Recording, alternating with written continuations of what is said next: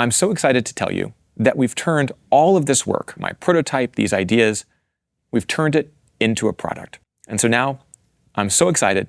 Anne, I'm talking about Anne Coughlin, my co-founder, can you please show us Scope 3 brand stories?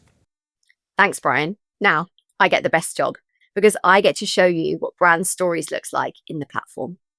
One key consideration that we've had while building this out is that for a brand to be able to focus on those moments that resonate and really do that through the power of storytelling, they need to have high confidence that the fabric of their media buying is both safe and sustainable.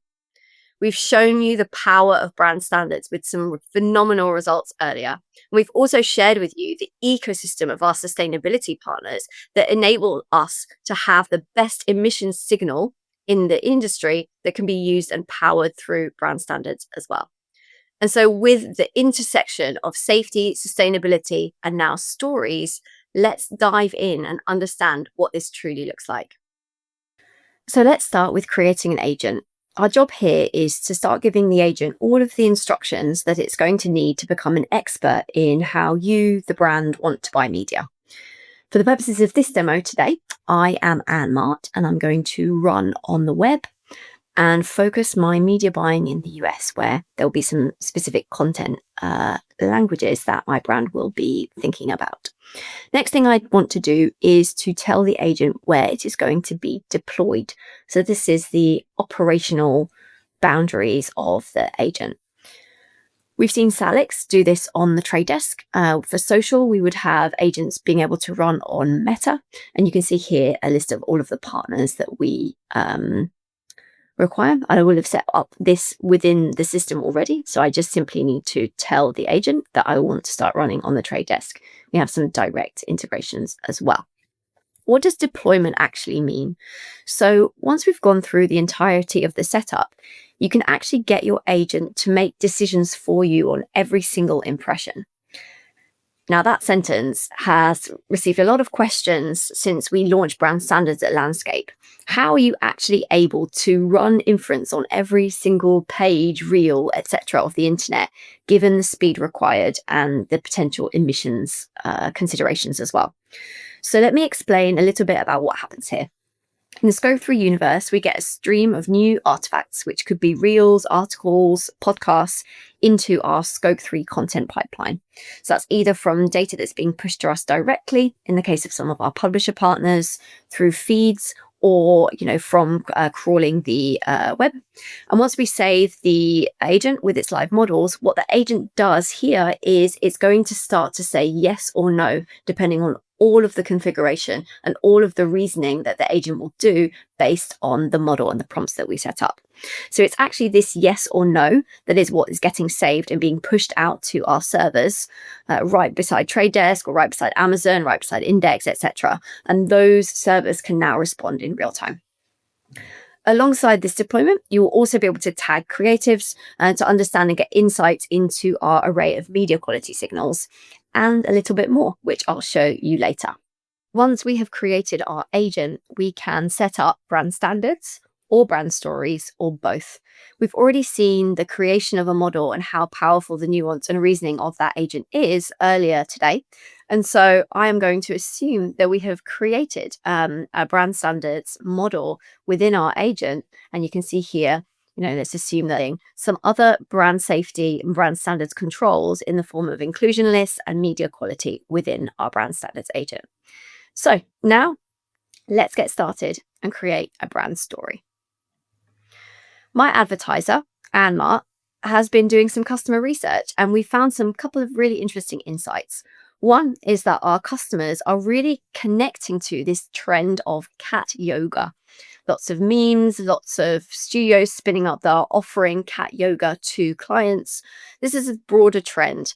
People that I'm trying to find to advertise to are people who think that cat yoga is cool or funny, and they're really responding to the idea. So how do I create a story here? Well, first of all, I'm going to upload that analysis and insight, and very similar to what you saw in the prototype that Brian and Emma just walked you through, we are going to start to create some stories from this content.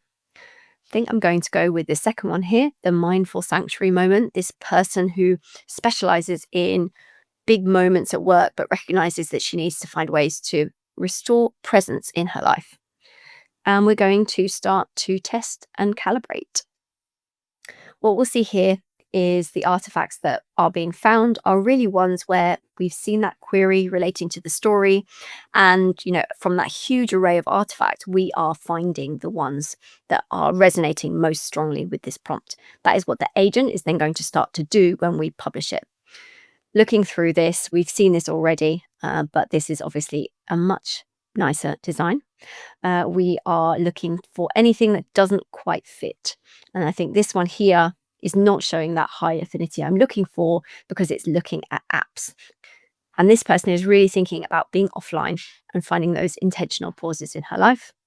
So I'm going to look now and see how my prompt, this calibration, this tweaking, how can this prompt be updated so that when we publish the story, when we start doing that live calibration, we are really confident that this will be something that is going to find my people.